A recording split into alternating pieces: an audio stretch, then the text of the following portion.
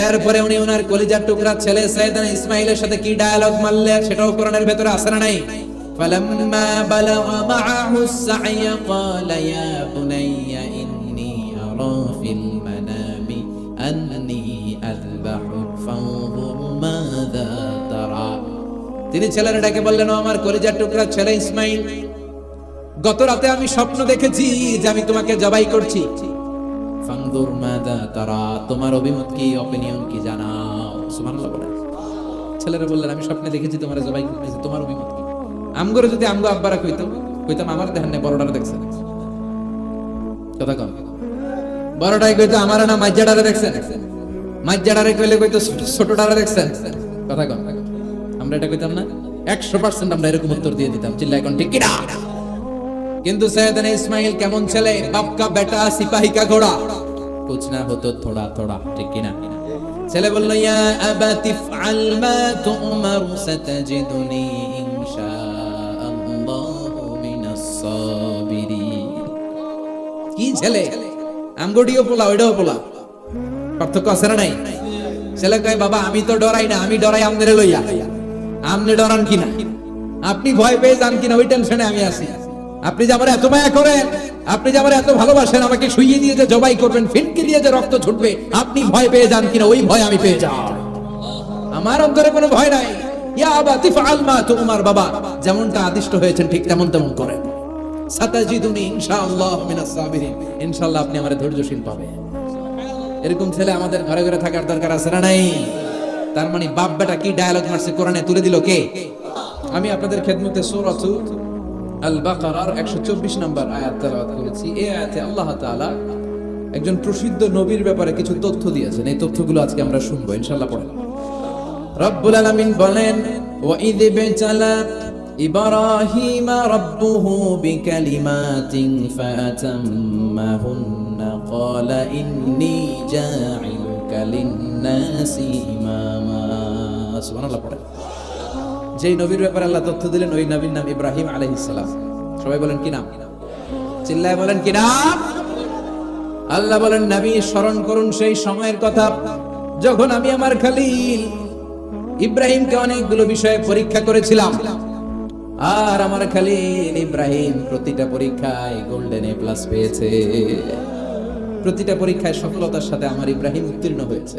আর ফলাফল স্বরূপ আমি বলেছি, ইন্নী জাঈলুকা লিন-নাসি ইমামা। ইব্রাহিম, এতগুলো কঠিন পরীক্ষা নিলাম, একটাও ফেল মারলাম না, সবগুলাই পাস। যাও, এর বদৌলতে তোমার আমি গোটা বিশ্বের মানুষদের ইমাম বানায় দিলাম। ইমাম মানে নেতা। ইমাম মানে কি? নেতা। নেতা হওয়া এত সহজ না। আগুনে পুড়িয়ে পুড়িয়ে যেমনি খাঁটি সোনা বানানো হয়, তেমনি কষ্টি পাথর দিয়ে যাচাই করে করে, পরীক্ষা করে করে আল্লাহ তাআলা সাইয়েদনা ইব্রাহিমকে এই মর্যাদার আসনে বসিয়েছেন।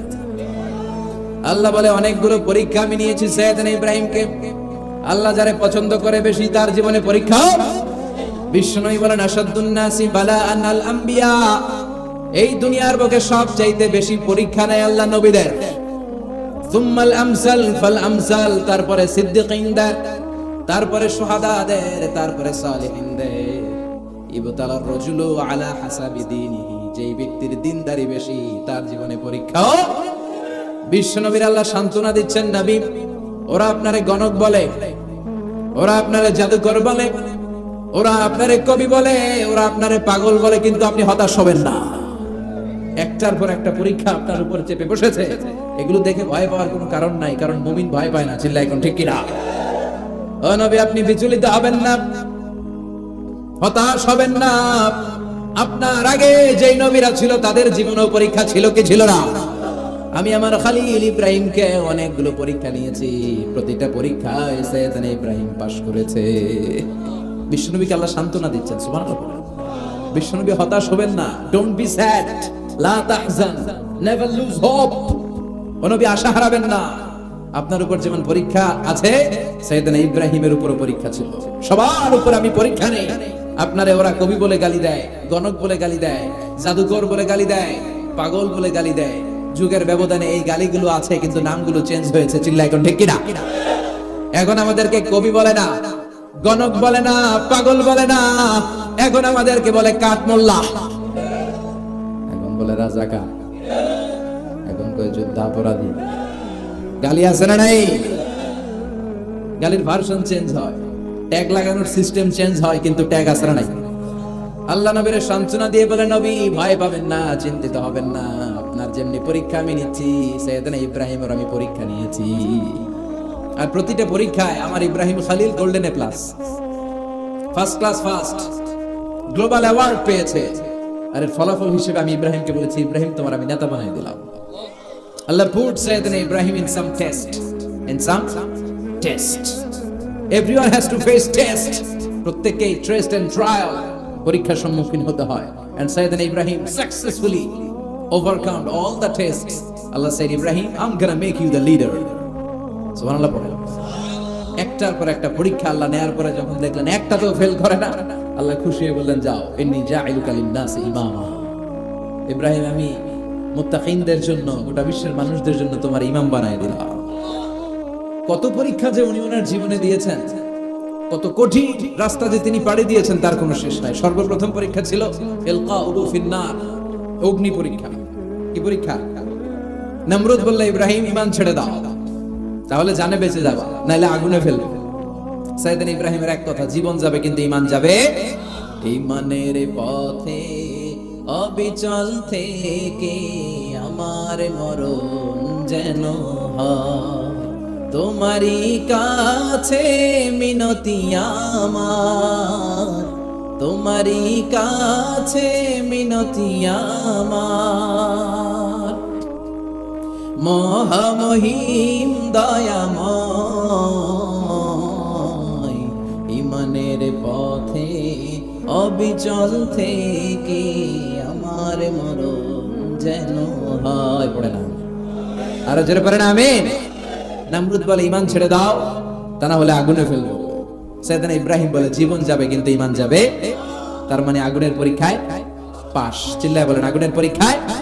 পরীক্ষা নাম্বার 2, একটার পর একটা পরীক্ষা নিতে আল্লাহ শুরু করলেন। আল্লাহ বললেন, ইব্রাহিম যাও, কলিজার টুকরা সন্তানকে আর হাজারকে, আমরা ওনারা ডাকি বিবি হাজরা, আমরা কি ডাকি বাংলাদেশে? আসলে নাম কি? হাজার। যাও, তোমার স্ত্রী হাজারকে আর ইব্রাহিমকে মক্কার ধুধু প্রান্তরে ফেলে দিয়ে আসো। ওখানে মানুষ নাই, প্রাণী নাই, জনমানব শূন্য, দেখি আমার কদ্দুর ভালোবাসো। বলতে দেরি, টু শব্দ না, মরুভূমিতে ফেলে দিয়ে আসতে। তার মানে পরীক্ষা নাম্বার 2তেও, কথা বলেন, 2তেও। পরীক্ষা নাম্বার 3, আল্লাহ বললেন, ইব্রাহিম দেখি তোমার হৃদয়ে আমার জায়গা কতটুকু। যাও, কলিজার টুকরা সন্তান ইসমাইলের গলার মধ্যে তলোয়ার লাগাও। সাইয়েদনা ইব্রাহিম বিয়ে করার পর থেকে আল্লাহর কাছে চাইতে চাইতে শেষ, মাগা সন্তান হয় না। ওনার প্রথম সন্তানটা হয়েছিল সাইয়েদনা ইসমাইল যখন জন্মগ্রহণ করেছে, ইব্রাহিমের বয়স ছিল 86 বছর। সুবহানাল্লাহ কইতে মনে চায়? এই এলাকায় আসেনি 86 বছর বয়সে সন্তান হয়েছে? হ্যাঁ, এরকম শক্তিশালী পুরুষ কেউ আছে? 86 বছর বয়সে তো হাঁটতেই পারে না। কথা কও। সাইয়েদনা ইসমাইলকে যখন আল্লাহ তাআলা সাইয়েদনা ইব্রাহিমকে উপহার দিয়েছেন, তখন সাইয়েদনা ইব্রাহিমের বয়স, চিল্লায় বলেন কত? 86 বছর বয়সে যে কলিজার টুকরা সন্তানটাকে হাতে পেলেন, চাঁদের মতো সুন্দর ছেলে। আল্লাহ বললেন, দেখি আমার হৃদয়ে তোমার জায়গা কতটুকু, ইসমাইলকে জবাই করো। বলতে দেরি, ছুরি লাগাতে দেরি হয় না।